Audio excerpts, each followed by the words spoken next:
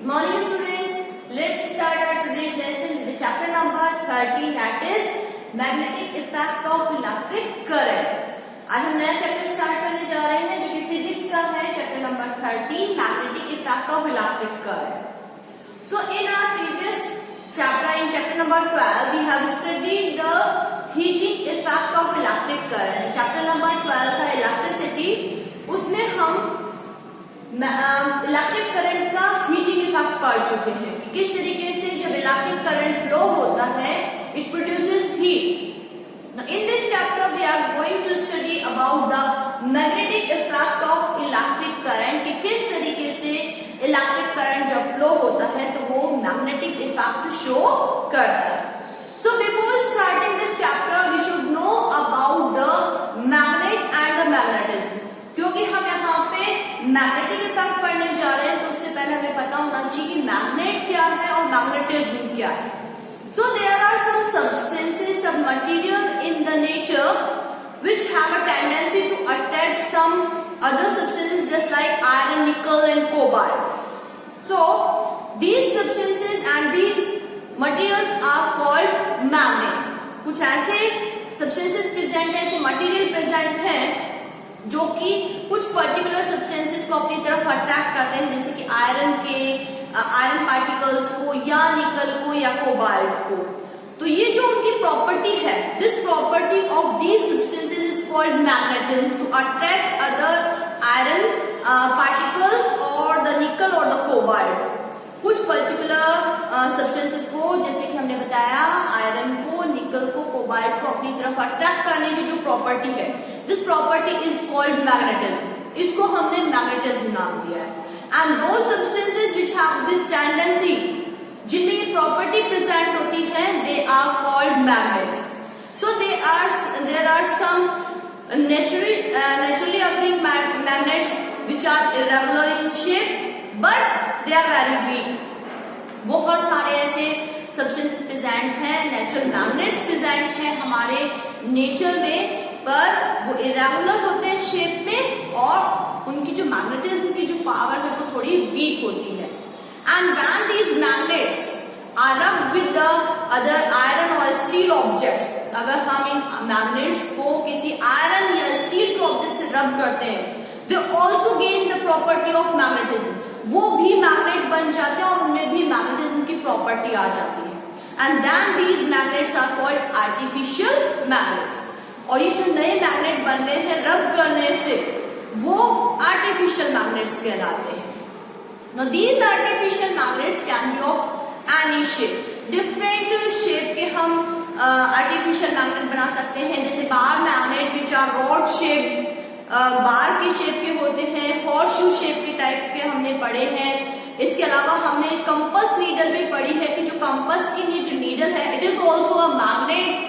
तो बहुत सारे शेप के क्या होते हैं, आर्टिफिशियल मैग्नेट्स होते हैं. So now we are coming to the next point, that is the magnetic field and the magnetic field lines. कि व्हाट आर दीज टर्म्स, कि मैग्नेट है तो मैग्नेटिक फील्ड क्या है और मैग्नेटिक फील्ड लाइंस क्या है. इसको जानने के लिए first of all we are going to do an activity. इसके लिए हम एक एक्टिविटी करेंगे. For that we have to take a bar magnet. उसके लिए हम एक बार मैग्नेट लेंगे और उसको हम एक प्लेन हार्ड पेपर पे या हार्ड शीट पे रख देंगे. Then we will sprinkle some iron filings around it. उसके बाद बार मैग्नेट आपने प्लेन पेपर पे रखी, उसके चारों तरफ हम आयरन फाइलिंग्स को स्प्रिंकल कर देंगे. And then we gently tap the sheet. उसके बाद हमें थोड़ा सा जेंटली बस उसको क्या करना है, शीट को टैप करना है. And then we will observe that these iron filings arrange themselves around the magnet in a particular pattern. हम ये देखेंगे कि जैसे हमने शीट पे बार मैग्नेट रखी, उसके चारों तरफ आयरन फाइलिंग्स को स्प्रिंकल किया और उसको थोड़ा सा जेंटली बस हमने टैप किया, और हम ये देखेंगे कि जो भी आयरन फाइलिंग्स पहले रैंडमली पड़ी हुई थी उस पे, वो अपने आप को बार मैग्नेट के चारों तरफ एक पर्टिकुलर पैटर्न में अरेंज कर लेती है. Now you can see that the iron filings arrange themselves in such type of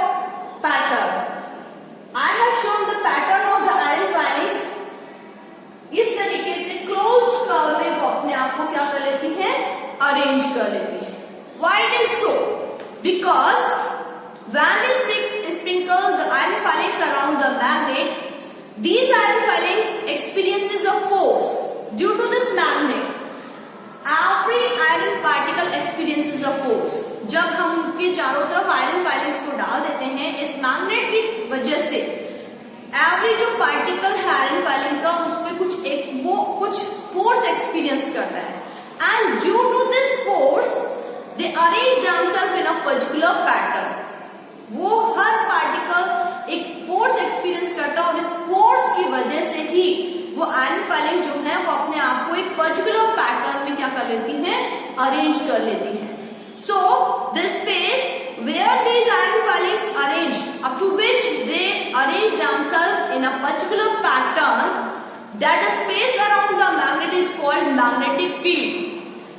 वो स्पेस जिसके चारों तरफ, मैग्नेट के चारों तरफ का वो स्पेस जहां तक ये आयरन फाइलिंग्स एक फोर्स एक्सपीरियंस कर रही हैं और अपने आप को एक पर्टिकुलर पैटर्न में अरेंज कर रही हैं, उस स्पेस को हम क्या कहते हैं, मैग्नेटिक फील्ड कहते हैं।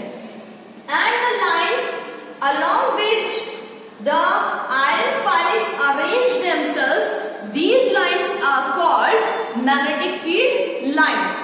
और जिन लाइंस के साथ, जिन लाइंस में आयरन फाइलिंग्स ने अपने आप को अरेंज किया है, इन लाइंस को ही हम क्या कह देते हैं, मैग्नेटिक फील्ड लाइंस कहते हैं।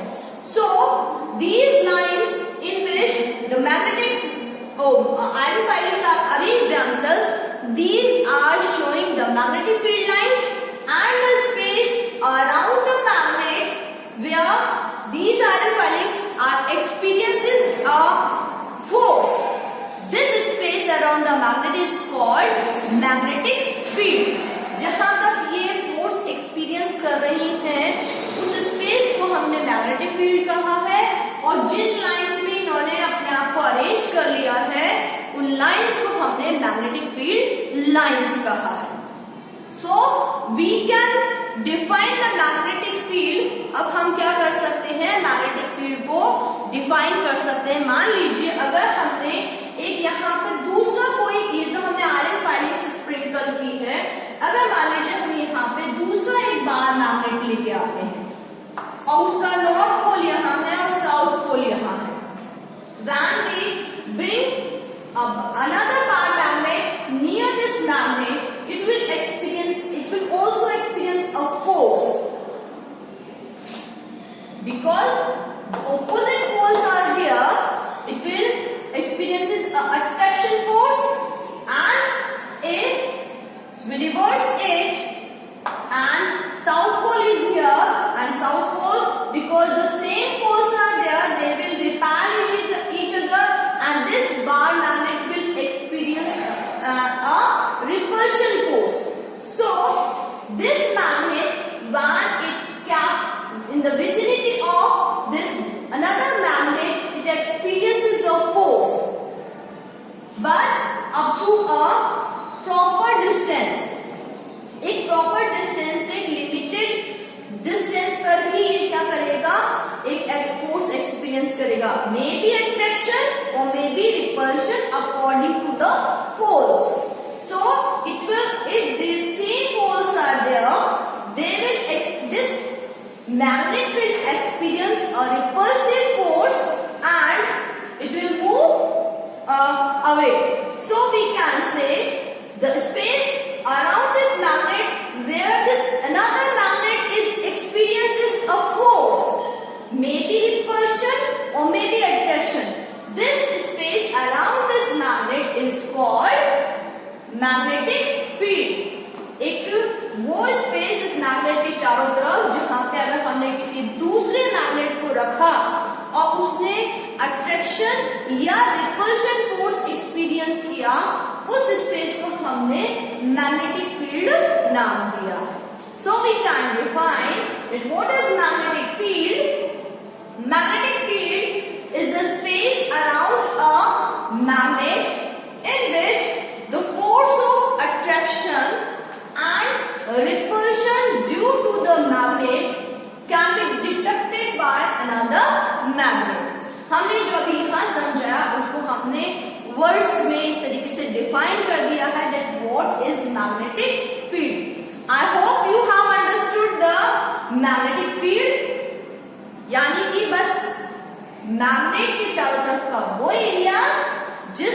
एरिया में रखने पर दूसरा कोई भी मैग्नेट एक फोर्स एक्सपीरियंस करे, चाहे वो रिपल्शन वाला हो या अट्रैक्शन वाला हो. Now these, as I told you, these lines around the magnet in which the iron filings are arranged themselves, these lines are called magnetic field lines.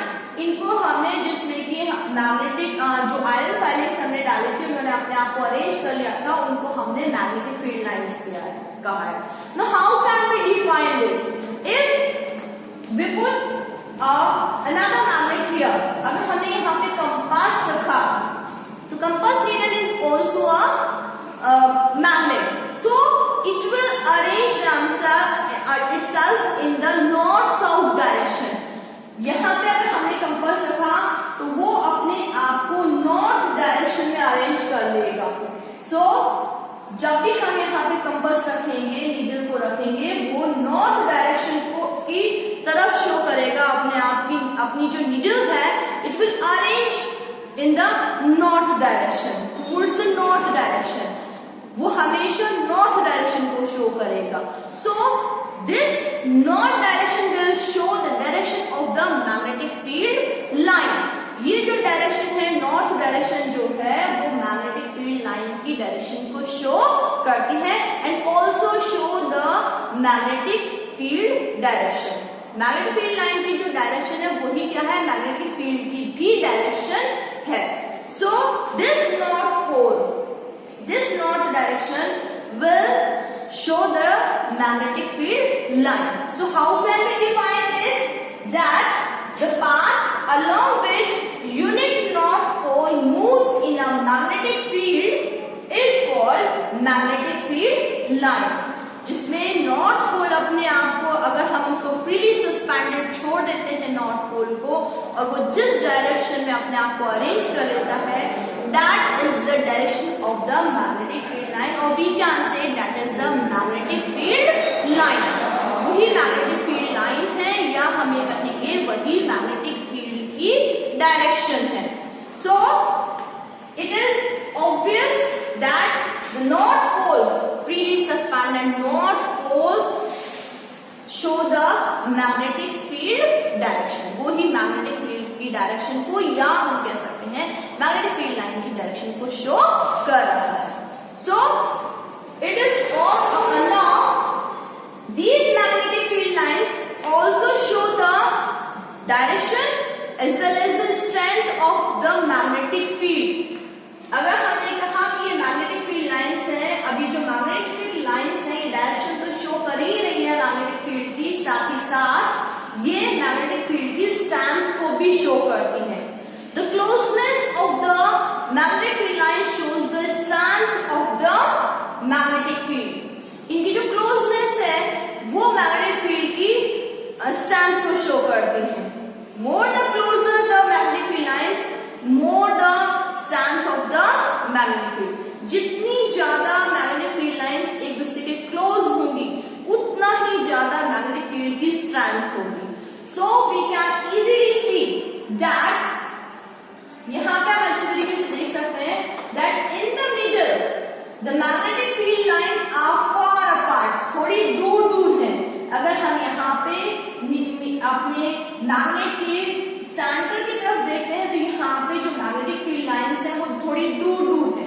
It means the magnetic field is not too strong, बहुत ज्यादा strong नहीं है, but at the poles the magnetic field lines are very close to each other.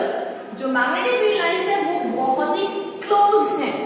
So जितनी ज्यादा ये close होंगी उतनी ही ज्यादा strength बढ़ेगी, because they are very close to each other at the poles. So the strength of the magnetic field is maximum at the poles. Poles में magnetic field जो है वो बहुत ज्यादा क्या है, बहुत ज्यादा है, बहुत स्ट्रॉन्ग है, क्योंकि यहाँ मैग्नेटिक फील्ड लाइंस बहुत क्लोज है, और सेंटर की तरफ अगर हम देखें तो वो बहुत दूर दूर है, इसलिए वहां पे मैग्नेटिक फील्ड की स्ट्रेंथ बहुत कम है. So it is obvious. इसीलिए हम जब आयरन फाइलिंग्स को भी यहाँ पे डालते हैं, तो यहाँ पे आप देखेंगे कि आयरन फाइलिंग्स बहुत ज्यादा ज्यादा होती हैं, जबकि यहाँ पे थोड़ी दूर दूर होती हैं। तो यहाँ पे at the poles, because the magnetic field lines are very close to each other, the strength of the magnetic field is very high, and at the centre of the magnet, because the magnetic field lines are very far apart, so the magnetic field is also very less. So the conclusion is this, that the closeness of the magnetic field line shows the strength of the magnetic field. उनकी जो closeness है उसी से हम पता लगा सकते हैं कि वहां पर magnetic field की strength कितनी है। दूर दूर है तो वो कम है, strength कम है, बहुत पास पास है तो वो वहां पर मैग्नेटिक फील्ड की स्ट्रेंथ ज्यादा है। सो इसीलिए हम कहते हैं कि पोल्स पर स्ट्रेंथ ज्यादा होती है मैग्नेटिक फील्ड की, जबकि at the centre of the magnet it is very less. So I hope you have understood that how can we know the direction of the magnetic field, how can we measure, how can we know the strength of the magnetic field.